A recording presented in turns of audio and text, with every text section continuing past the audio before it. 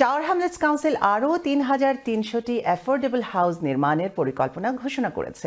গত বুধবার কাউন্সিলের ক্যাবিনেট মিটিংয়ে এই প্রকল্পের ঘোষণা দেন নির্বাহী মেয়র লুৎফুর রহমান। মিটিংয়ে মেয়র জানান ২০২২ সালে নির্বাচনী ইশতেহারে দেয়া ৪,০০০ ঘর নির্মাণের প্রতিশ্রুতি পূরণের পথে। নতুন আরও ঘর নির্মাণ করা হলে সেই লক্ষ্যমাত্রাও ছাড়িয়ে যাবে। এই প্রকল্প বাস্তবায়নের জন্য কাউন্সিলের বিভিন্ন এলাকায় নিজস্ব ৩৭ স্থান ইতোমধ্যে চিহ্নিত করা হয়েছে এবং আরও ৭টি স্থান প্রস্তুত করা হচ্ছে বলে জানানো হয়েছে। লুৎফুর রহমান জানান, বর্তমানে হাউজিং বিভাগে জরুরি মেরামত ও নিরাপত্তা বৃদ্ধির জন্য ১৪০ মিলিয়ন পাউন্ড বিনিয়োগ করা হয়েছে।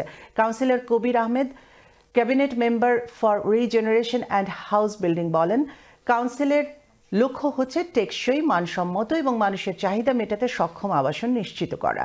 Corporate director for housing and regeneration David Joyce বলেন, পুরো টিম নিরলস পরিশ্রম করেছে এই পরিকল্পনা বাস্তবায়নের পথ সুগম করতে।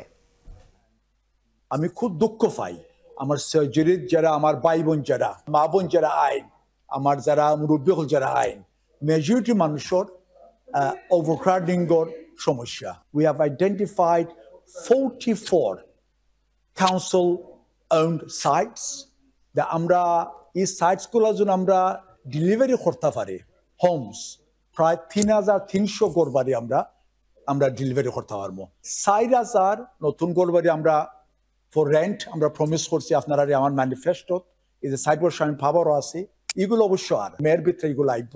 ইন এডিশন আমরা আরো ৩,৩০০ গড় কাউন্সিলর গড়বাড়ি আমরা ইনশাল্লাহ আমরা লইয়া এরাম।